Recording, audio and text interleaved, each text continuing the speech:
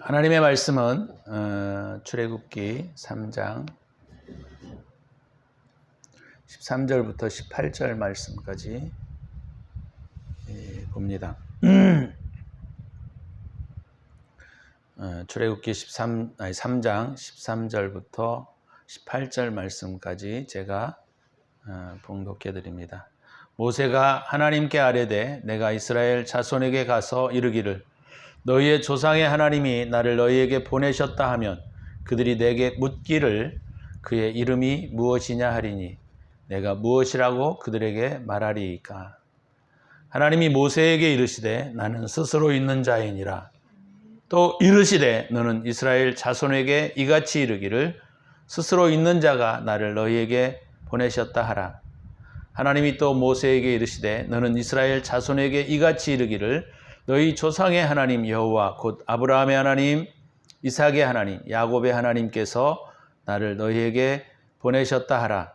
이는 나의 영원한 이름이요 대대로 기억할 나의 칭호니라. 너는 가서 이스라엘의 장로들을 모으고 그들에게 이르기를 여호와 너희 조상의 하나님 곧 아브라함과 이삭과 야곱의 하나님이 네게 나타나 이르시되 내가 너희를 돌보아 너희가 애굽에서 당한 일을 확실히 보았노라. 내가 말하였거니와 내가 너희를 애굽의 고난 중에서 인도하여 내어 젖과 꿀이 흐르는 땅 곧 가나안 족속, 헷 족속, 아모리 족속, 브리스 족속, 히위 족속, 여부스 족속의 땅으로 올라가게 하리라 하셨다 하면 그들이 네 말을 들으리니 너는 그들의 장로들과 함께 애굽 왕에게 이르기를 히브리 사람의 하나님 여호와께서 우리에게 임하셨은즉 우리가 우리 하나님 여호와께 제사를 드리려 하오니 사흘길쯤 광야로 가도록 허락하소서 하라. 아멘. 오늘 본문을 중심으로 하나님이 어떤 분이신가 라고 하는 제목으로 같이 말씀을 나누고자 합니다. 신앙의 가장 핵심 중에 핵심이죠. 나를 알고 또 그 하나님의 존재에 대한 이해가 있어야 우리가 삶을 살아갈 수가 있게 되는 것이죠. 오늘 본문은 하나님께서 모세에게 이르시는 말씀으로 구성되어 있습니다. 지난주에 우리가 하나님의 사람인 모세의 정체성에 대하여 모세가 하나님께 질문하는 장면이 있었습니다.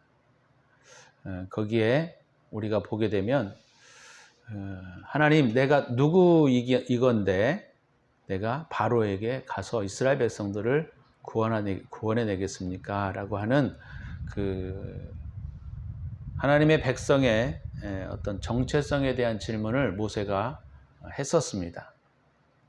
그때 하나님께서는 내가 너와 함께 하는 것이 너의 정체성이니라 이런 어조로 대답을 해주셨고 너희가 나를 예배하는 것이 굉장히 중요한 정체성 중에 하나라고 우리가 함께 나누었던 기억이 있습니다. 오늘 본문은 이제 그 하나님께서 당신의 정체성에 대하여 모세가 질문하는 것을 볼 수가 있지요. 13절의 내용에 보면 모세가 하나님께 아뢰되 내가 이스라엘 자손에게 가서 이르기를 너희의 조상의 하나님이 나를 너희에게 보내셨다 하면 그들이 내게 묻기를 그의 이름이 무엇이냐 이렇게 물어본다는 거예요. 그의 이름이 무엇이냐? 이름은 그 사람의 성향, 특징, 태도 이런 모든 것들을 망라해서 나타내는 가장 중요한 표지 중에 하나다 이렇게 볼 수가 있습니다.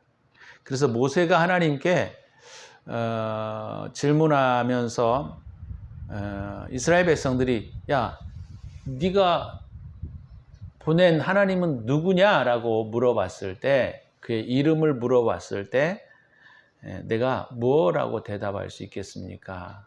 라고 오늘 본문의 말씀에서 모세가 하나님께 물어보는 장면으로 나옵니다. 이런 장면에 대하여 하나님은 두 가지로 대답을 하셨습니다. 자, 첫 번째는 하나님은 당신은 스스로 있는 자. 이게 당신의 이름이라는 거예요. 스스로 있는 자. 그래서 이 스스로 있는 자라는 말에 굉장히 많은 것들이 포함되어져 있습니다. 우리가 하나님과 교제하게 될 때 하나님을 어떤 분으로 인식하느냐는 굉장히 중요합니다. 왜냐하면 내가 그 하나님에 대한 인식이 나의 삶과 나의 태도를 바꿀 수 있기 때문에 그래요. 그냥 하나님과 내가 아무런 관계가 없다라고 하면 우리가 하나님을 왜 섬기고 하나님을 왜 예배하고 하나님과 무슨 관계를 맺겠습니까? 하나님이 어떤 분인가라는 것들을 우리가 교제할 때, 하나님과 교제할 때 그것을 인식하는 것은 우리의 삶의 변화에 굉장히 중요한 변화를 만들어낼 수 있기 때문에 오늘 하나님께 이 모세가 질문하고 있는 이 두 가지네요. 첫 번째는 지난주에 말씀을 드렸던 나는 누구일까요? 라고 하는 질문이라고 한다면 오늘은 하나님 당신은 누구십니까?에 대한 질문에 대한 대답이에요. 모세가 당신은 누구입니까? 라고 질문할 때 하나님께서는 나는 스스로 있는 자니라 이렇게 말하고 있습니다. 애굽에서 이스라엘 백성들이 섬겼던 신의 존재들, 그러니까 이집트 사람들이 섬기고 있었던 그 신들은 사실 말로는 어떤 전능성 이런 것들을 그들이 말하고는 있지만 사실 사람이 만들어낸 종교죠. 신학의 체계입니다. 사람이 만들어낸 체계. 거기에 익숙했던 이스라엘 백성들에게 하나님이란 분, 다시 말해서 여러 신들 중에 하나인 어떤 하나님이 아니라 인간이 어떤 신들을 만들어내서 자기네들이 섬기고자 하는 어떤 이런 신들을 섬기는 그 분이 아니라 하나님은 스스로 있는 자이시다라는 것을 이스라엘 백성들에게 가르쳐 주라는 거예요.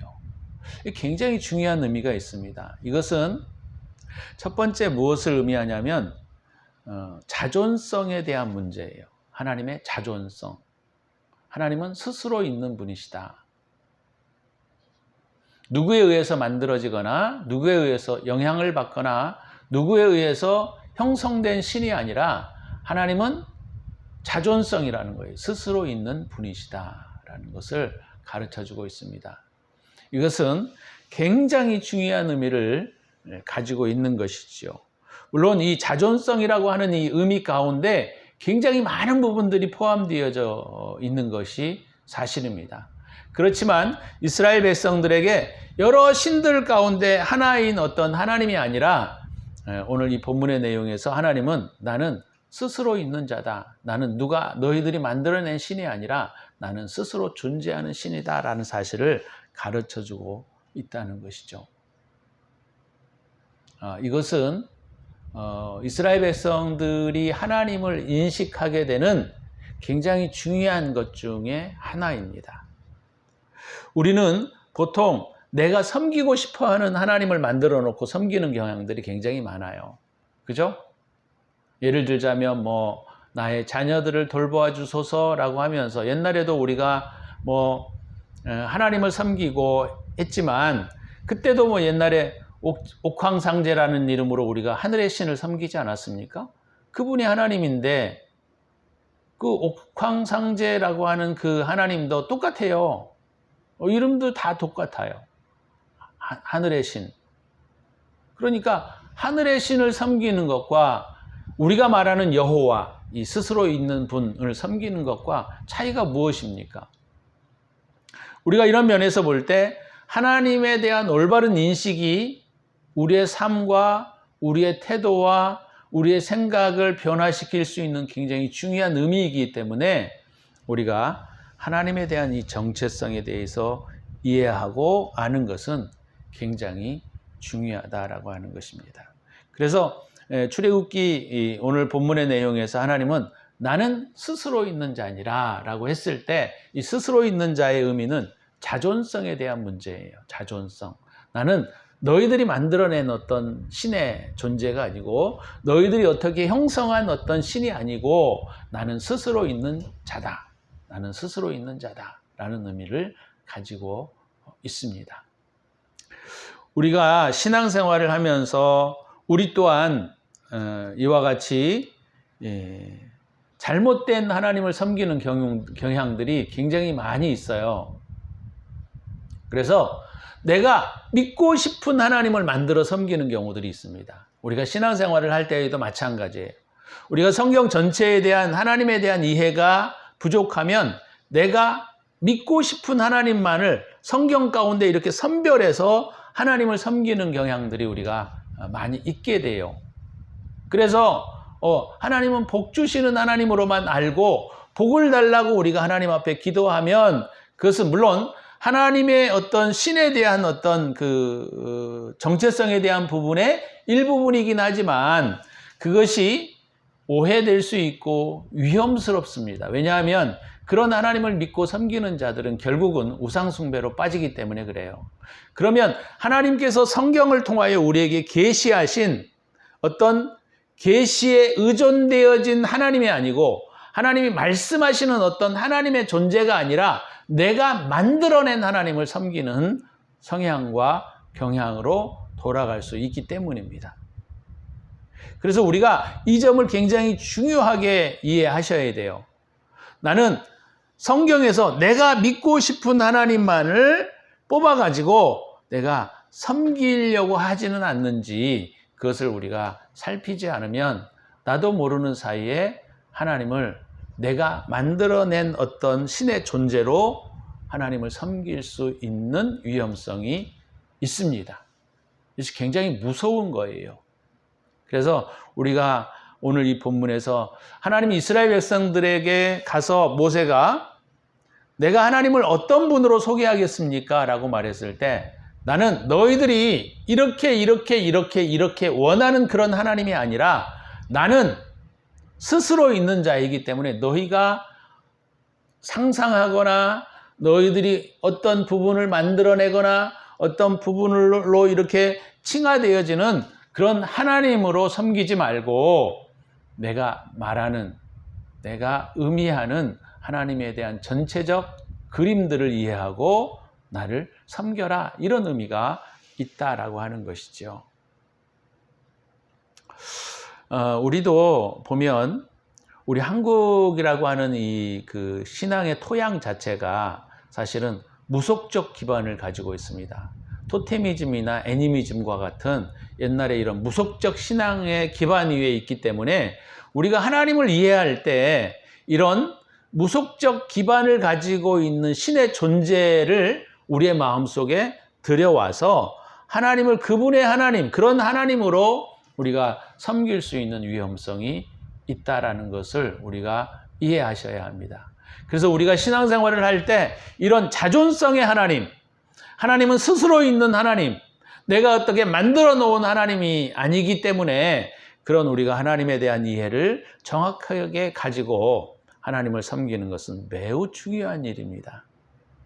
그러니까 여러분들이 만들어 온 지금까지의 가치관의 하나님이 아닙니다. 여러분들이 지금까지 들어왔던 어떤 전통적인 하나님이 아니에요. 하나님이라고 하는 그 우리가 믿고 있는 그 신은 자존성의 하나님입니다. 스스로 있는 분이에요.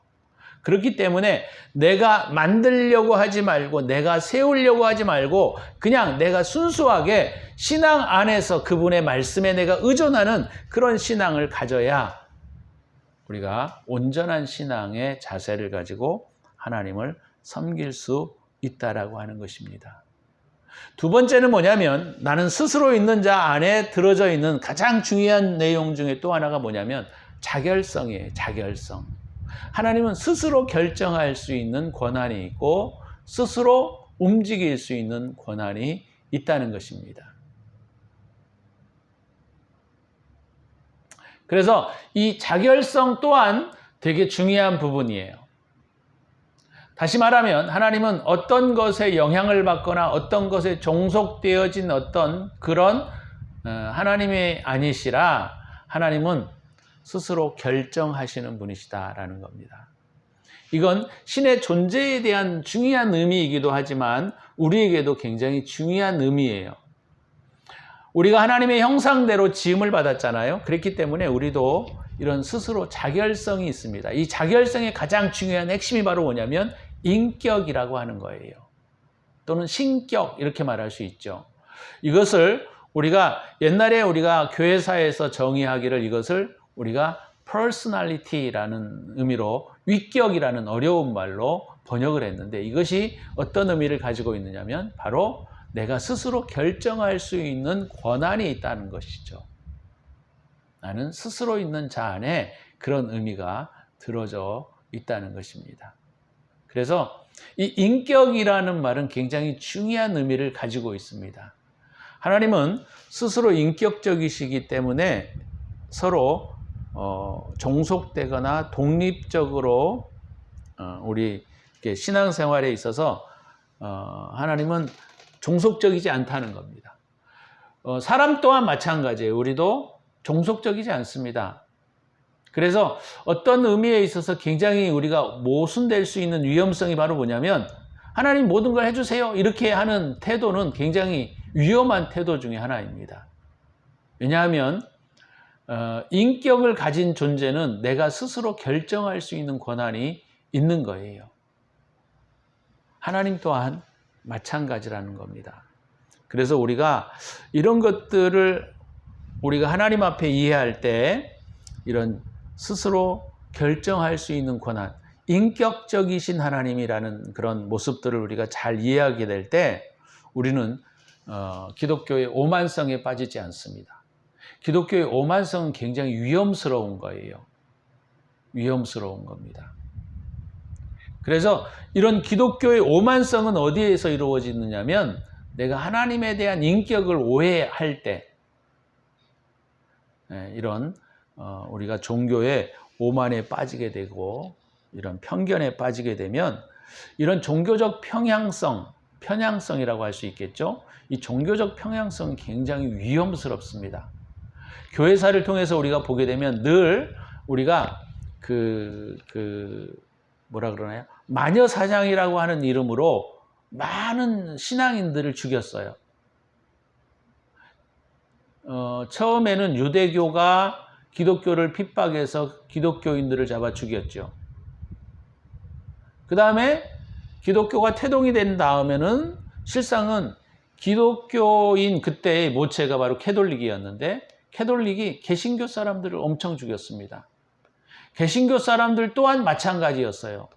개신교 사람들 또한 다른 자기와 생각이 다르고 차원이 다르고 이상하다라고 싶으면 늘 이단이라고 하는 이름으로 덧씌워서 그 사람들을 죽였습니다. 하나님의 영광을 위해서라고 하는 이름으로 사람들을 죽여왔던 것이죠. 그래서 이런 종교적 평양성은 굉장히 위험스러운 것 중에 하나입니다.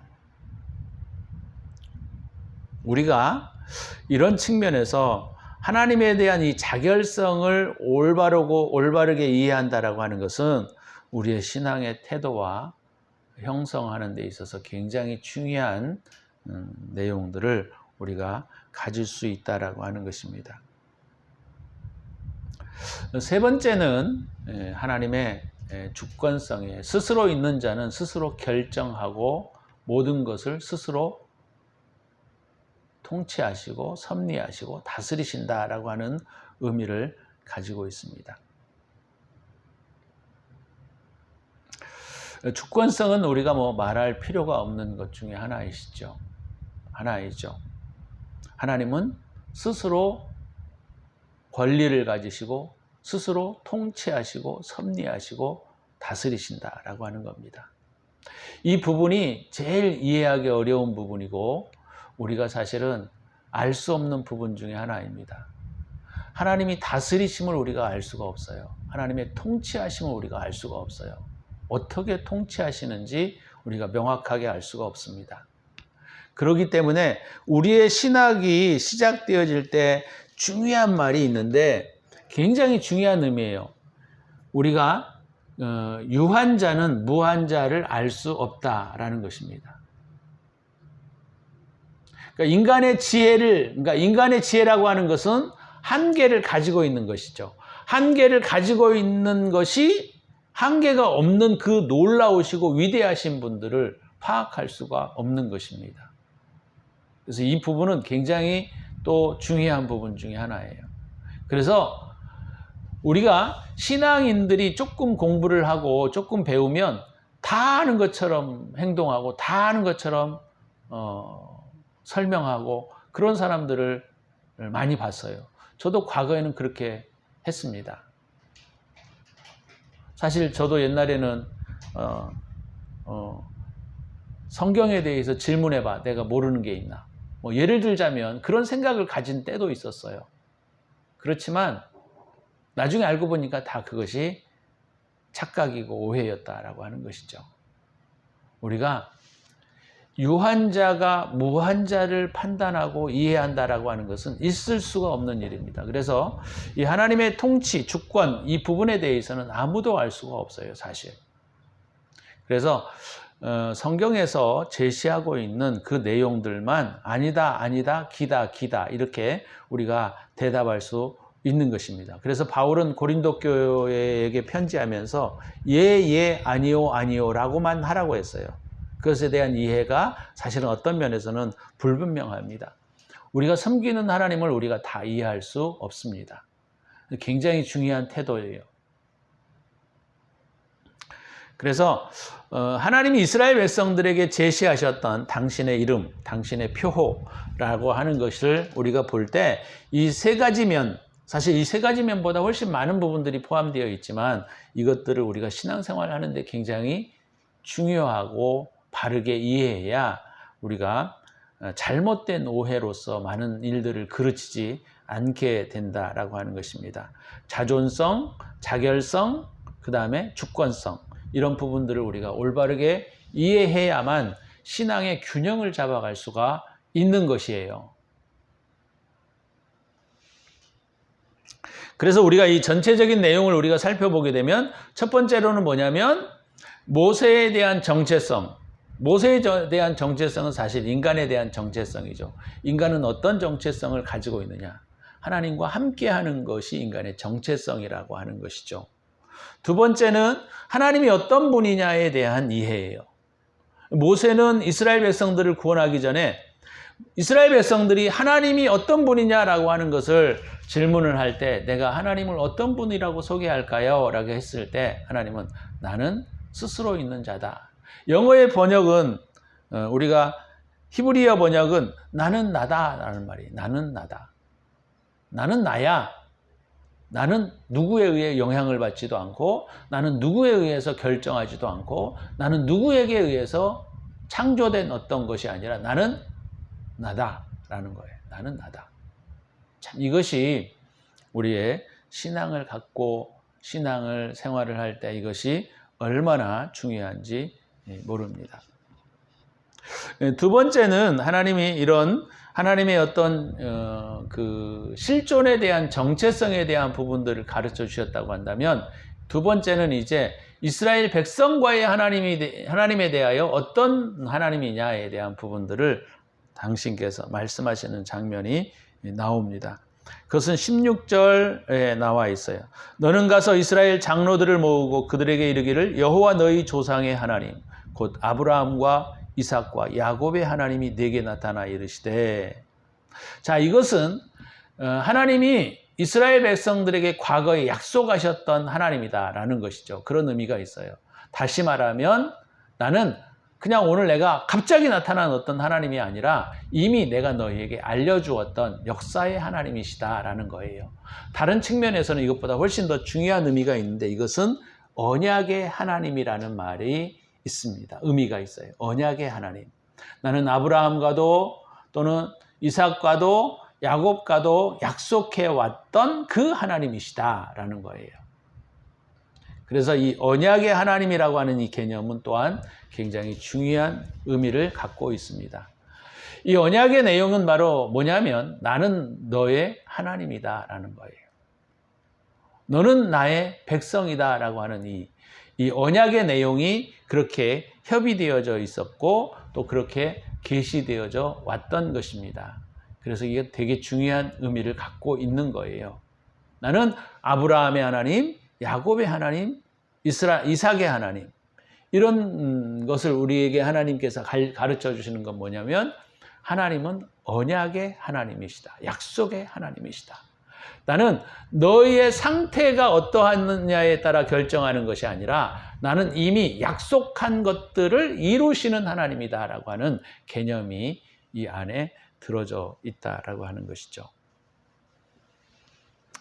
그래서 이건 되게 중요한 의미를 갖고 있습니다. 이 언약의 하나님 가운데 무엇이 있느냐면 이것이 바로 이 언약이라고 하는 이 개념이 가지고 있는 특징 중에 하나가 바로 뭐냐면 은혜의 하나님이시다라는 개념이 들어가 있어요. 은혜의 하나님. 하나님께서는 아브라함과 이삭과 야곱에게 약속을 하셨는데 그 약속은 뭐냐면 그들의 행위와 상관이 없다라고 하는 겁니다. 그들의 행위와 상관이 없는, 다시 말해서 하나님이 이 신명기에서도 이런 부분들이 나타나고 있는데 하나님은 이스라엘 백성들을 너희가 잘나서 너희가 나를 잘 섬겨서 너희가 나를 잘 순종해서 내가 너희와 언약을 맺었던 것이 아니고 너희는 내가 너희를 사랑했기 때문이다 라는 것이 바로 이 언약의 하나님의 굉장히 중요한 의미라는 것이죠. 구약에서는 하나님이 하나님과 백성 사이의 언약 관계로 나타나지만 신약에 오면서는 조금 더 언약의 내용이 좀 깊어집니다. 그래서 아버지와 아들의 개념으로 바뀌고 조금 더 깊이 들어가서 주님과 우리와의 언약에, 새 언약에 들어와서는 신부와 신랑과의 언약의 관점으로 바뀌게 돼요. 그래서 이건 굉장히 우리의 신앙생활에 있어서 중요한 태도와 변화를 의미합니다.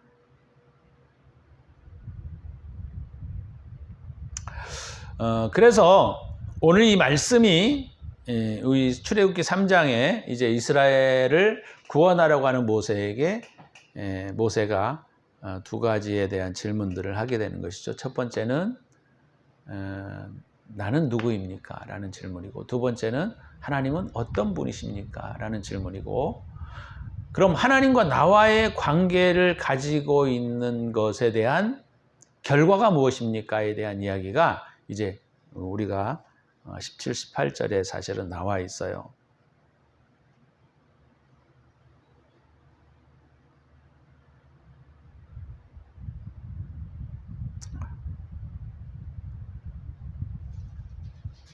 그래서 이 내용들은 되게 중요한 의미를 가지고 있습니다. 자, 내가 누구이고 하나님이 어떤 분인가를 우리가 잘 이해했을 때 이 사람의 행동에는 반드시 뭐가 나타나게 되느냐면 이제 그가 정체성에 대한 올바른 이해가 되어진 사람들에게 뭐가 나타나게 되어 있습니까? 그 정체성에 맞는 행동들이 나오게 되어 있어요.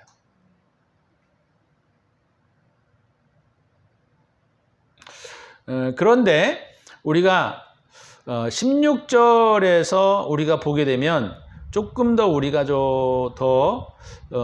우리가 참 그 은혜 속에 우리가 좀 깊이 받을 수 있는 내용 중에 하나가 뭐냐면 16절 후반부에 이렇게 말합니다.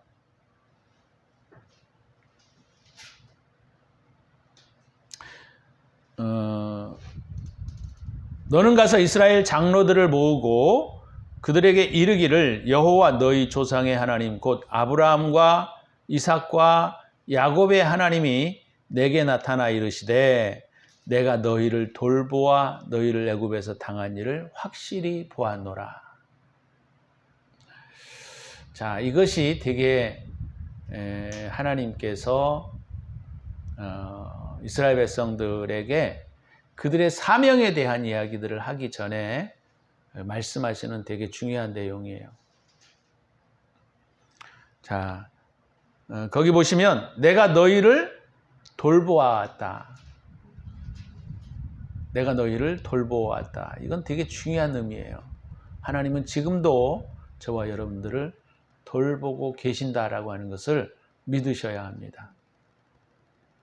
이 영어로는 watchover로 이렇게 번역을 했는데 위에서 이렇게 우리를 지키시고 보호하시고 돌보시는 그런 형상의 모습이죠. 또 애굽에서 당한 일을 확실히 보았다 이렇게 말하고 있어요. 그러니까 하나님의 눈이 사실은 당신의 백성들에게서 떠난 적은 없습니다. 하나님의 백성들에게 그분의 눈이 계속한다 할지라도 고난과 어려움과 핍박은 있었다라고 하는 것이죠. 그래서 우리가 이런 부분들을 잘 이해하셔야 합니다.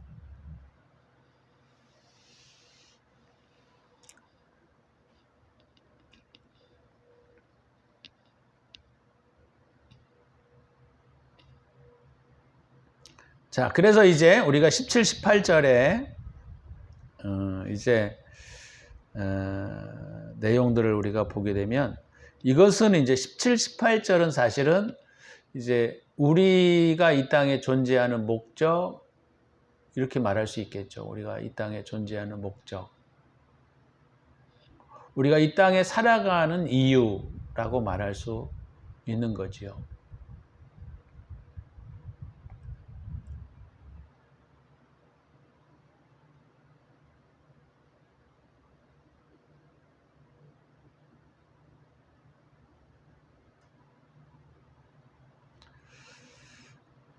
하나님이 함께 하신다라는 표현이 우리의 정체성이라고 하셨어요. 하나님이 우리와 함께 하신다. 근데 우리가 이제 레위기나 이런 데 보게 되면 하나님은 거룩한 분이니 너희도 거룩할지어다 이렇게 말씀하세요. 그래서 하나님과 함께 한다라고 하는 이 개념의 의미가 뭐냐면 거룩해야 한다는 겁니다.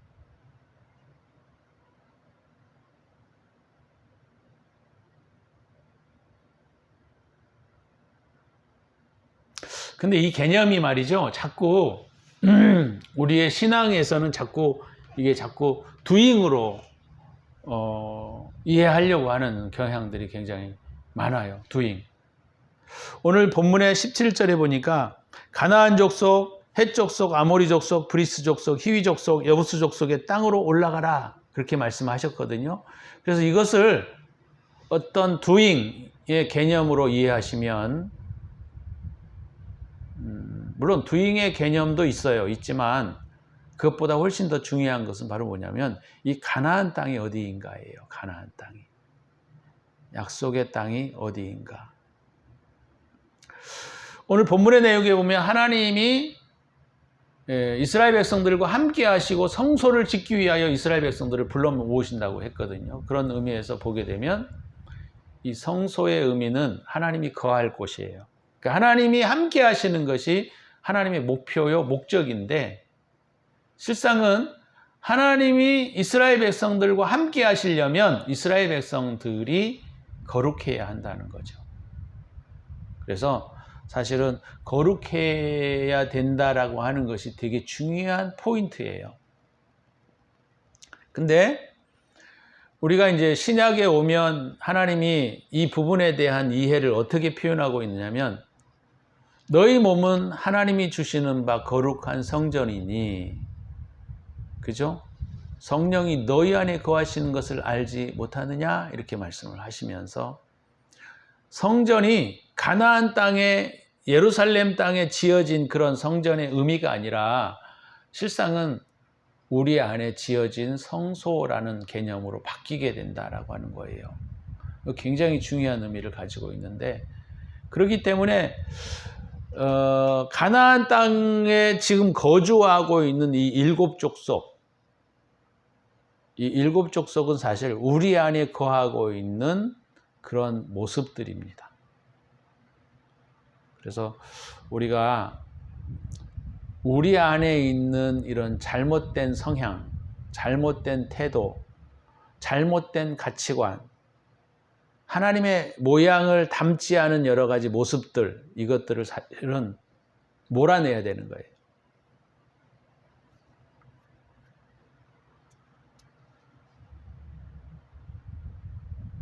그것이 되게 중요한 의미를 가지고 있는 것이죠.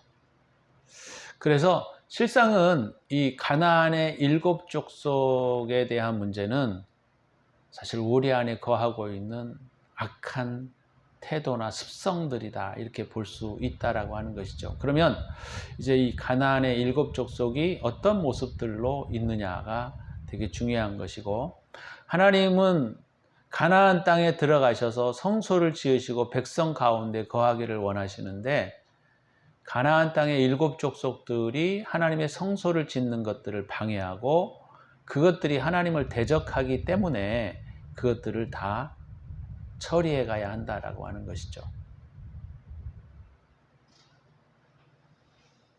그래서 이 본문의 내용은 사실 되게 전체적인 성경의 입장에서 보게 되면 사실 어렵고 힘든 이야기일 수 있습니다. 그렇지만 하나님께서 사람이 누구냐, 하나님이 어떤 분이냐, 그러면 이제 우리는 무엇을 하며 살아야 되는가에 대한 부분들에 대한 질문들을 답해주고 있는 되게 중요한 내용이다라고 볼 수 있습니다. 사실 우리가 성경에도 보게 되면 서론적인 이야기들이 훨씬 중요하잖아요. 서론적인 이야기들이 되게 중요하거든요. 개론이 되게 중요한 것은 그 책에서 말하고자 하는 전체적인 그림들을 제시하고 있기 때문에 개론이 중요합니다. 그렇다고 할 때 창세기, 출애굽기에서, 출애굽기가 사실 1장에서부터 3장까지 내용이 사실 개론적 이야기거든요. 그러니까 이것이 중요한 것은 뭐냐면 이 안에 인간이 누구고 하나님이 어떤 분이시고 또 우리는 무엇을 위해서 살아가는가에 대한 대답들을 제시하고 있기 때문입니다. 그래서 저와 여러분들이 이런 부분들을 잘 이해하셔서 우리가 단순히 먹을 것을 위해서 살아가는 사람들이 아니에요. 우리는 단순히 좋은 것들을 입기 위해 살아가는 자들이 아닙니다. 우리는 단순하게 세상에서 돈을 벌기 위해서 살아가는 자들은 아니에요. 우리가 살아가야 할 가장 중요한 것은 실상은 우리 안에 성소를 만들어내는 일입니다. 우리 안에 주님과 함께하는 것이 우리의 가장 중요한 우리의 정체성이라고 하는 거예요. 하나님이 우리와 함께 하신다. 임마누엘이죠. 이 임마누엘의 축복이 저와 여러분들에게 오늘 이 시간에 임하기를 예수의 이름으로 축원합니다. 임마누엘의 축복. 그것이 오늘 이 말씀을 통하여 우리에게 주시는 되게 중요한 의미, 우리가 살아가는 목적, 우리가 살아가는 이유가 될 수 있다라고 하는 것이죠. 그러기 위하여 하나님은 가나안 족속의 처리를 오늘 명하고 계신다라고 하는 것입니다. 그런 측면에서 저와 여러분들이 오늘 이 말씀을 통하여 우리가 어떤 자로서 살아가야 할 것인지, 우리가 어떤 태도로 하나님을 이해해야 할 것인지, 하나님이 어떤 분이신가에 대한 이해를 가져야 할 것인지에 대한 부분들을 바르게 이해하셔서 하나님이 원하시는 사람, 우리가 진정 여호와를 섬기는 사람으로 저와 여러분들이 다시 세워지기를 주의 이름으로 축원합니다. 우리 시간에 기도할 때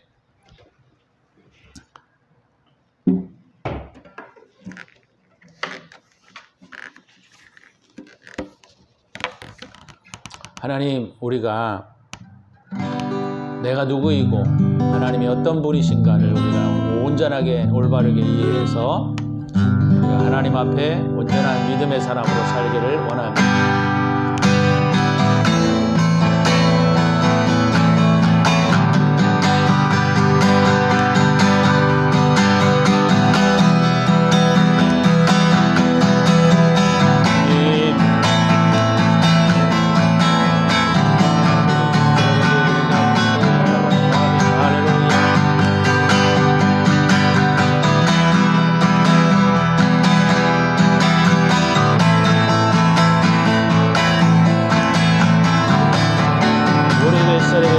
Sayo